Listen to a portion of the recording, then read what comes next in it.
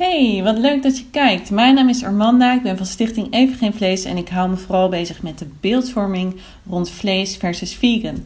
Want daar gaat nogal wat mis. Mijn vorige 2 video's gingen over de botbreukstudie van Oxford University. Er was heel veel media-aandacht voor.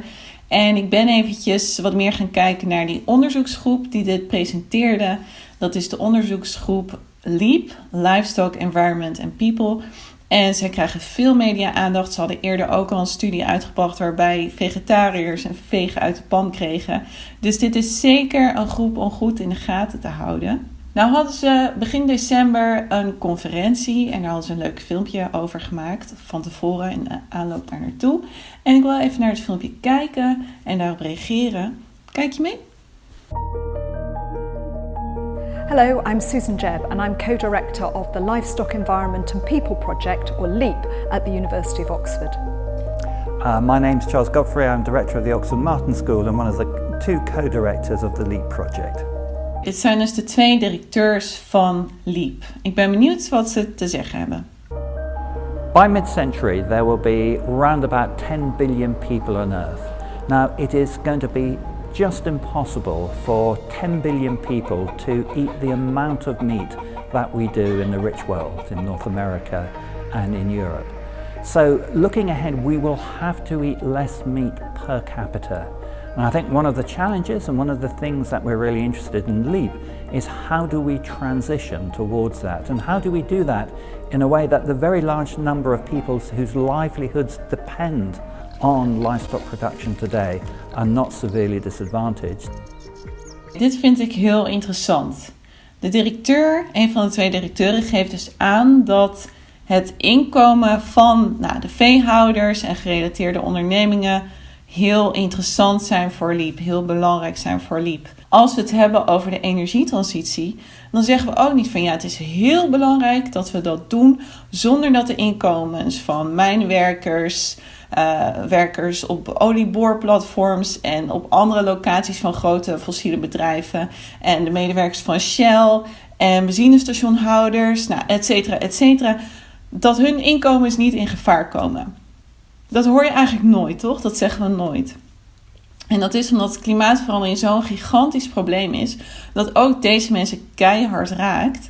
En we zeggen gewoon, jongens, we moeten allemaal over op duurzame energie. Waarom zeggen we niet gewoon van, er zijn duurzamere verdienmodellen en daar kunnen zij ook op overstappen. En dat moeten we ook echt doen voor het klimaat. In ieder geval goed om te weten dat dit een prioriteit is voor LEAP.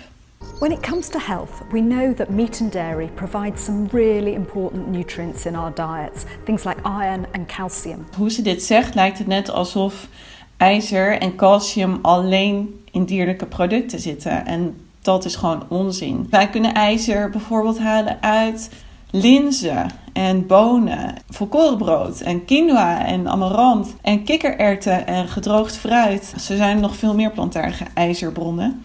En calcium kunnen we bijvoorbeeld halen uit boerenkool en sojamelk en gedroogde vijgen en rucola en pak sooi. Ze doen nou echt alsof ijzer en calcium alleen in dierlijke producten zitten. Maar wat bijvoorbeeld niet in dierlijke producten zit, dat zijn vezels.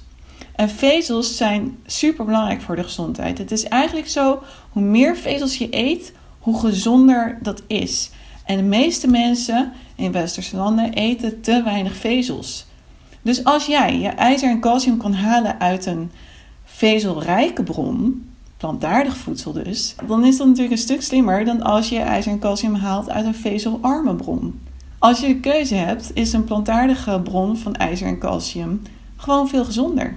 But we also know that eating too much meat increases our risk of diseases like colorectal cancer or heart disease. So if we're asking most people in Britain to eat less meat, we need to understand what else we want them to replace that with to ensure that they continue to have nutritious diets. To ensure that they continue to have nutritious diets. Alsof een omnivoor eetpatroon per definitie voedzaam is en een plantaardig eetpatroon per definitie niet voedzaam is. Of in dit geval, je eet minder vlees. Oh, en dan raak je opeens allemaal voedingsstoffen kwijt? Nee hoor, want als je meer onbewerkt plantaardig eten eet, dan krijg je juist veel meer voedingsstoffen binnen, zoals die vezels. In contrast, there are some parts of the world where conditions like iron deficiency anemia are very common, where it might actually be good for health if they were to eat a little bit more meat. Hier wil ik weer de vergelijking maken met de energietransitie. Derde wereldlanden worden echt het hardst geraakt door klimaatverandering straks. Dus zij zullen ook echt veel meer gebouwen nodig hebben die airconditioning hebben. En ze zullen bijvoorbeeld zoutwaterfilteringsinstallaties nodig hebben, omdat het daar zo droog wordt. Ze zullen echt heel veel energie nodig hebben. En dan zeggen we ook niet van, nou ja, laat hun dan maar kolencentrales gebruiken, want dat hebben ze nodig. Nee, we zeggen van, nou, liever hebben we natuurlijk dat ze gelijk overstappen op duurzame energie. En daar willen we ook bij helpen. Waarom zouden we dat in de energietransitie wel ook van derde wereldlanden verwachten, maar bij de voedseltransitie niet? But that means we need to ensure the meat we produce is more equitably distributed across the world, because we can't afford to increase production because of the environmental costs of doing that. En hier zegt ze dus dat we niet meer vlees kunnen produceren. Maar daarmee suggereert ze dus eigenlijk dat de huidige hoeveelheid vleesproductie prima is. Het zou echt het beste zijn als we gewoon geen dieren meer gebruiken. Dus niet alleen voorkomen dat we nog meer vlees gaan produceren, maar gewoon ervoor zorgen dat we dat dier helemaal niet meer nodig hebben. En dat we volwaardig plantaardig eten, goede vleesvervangers hebben en misschien wel kweekvlees. Dat is de oplossing. Niet dat we vlees eerlijker gaan verdelen. Wat is dat nou voor oplossing? Dat lost helemaal niks op. Ja, behalve dat die mensen dan dieren kunnen eten. Waarom zou je dat willen? Het is totaal niet optimaal. Within the LEAP project, we really value having people from many different departments right across the university. And that's because when we're thinking about food policy, we need to have a policy which understands the health impacts and the environmental impacts. We need to recognise that there aren't always win-win situations. Sometimes there'll have to be trade-offs. And it's only by academics talking to each other that we can fully understand the consequences of decisions that we might make, which may seem to be fantastic for health, but actually may have environmental harms, or vice versa. Als je zegt inderdaad biologisch is beter voor de dieren, ja, maar het is uiteindelijk slechter voor het milieu. Maar bij plantaardig heb je zulke trade-offs niet. Plantaardig is gewoon optimaal. Dus het is een beetje raar dat het heeft over die trade-offs. Want die zijn er gewoon niet bij plantaardig. Dat is gewoon een win-win situatie. We want to produce evidence and tools which will help people to make decisions which will allow us to move towards a healthier and more sustainable diet. We also want to provide evidence for the farming community and for the food industry in general. But also importantly for policymakers, because they set the context in which our food system plays out.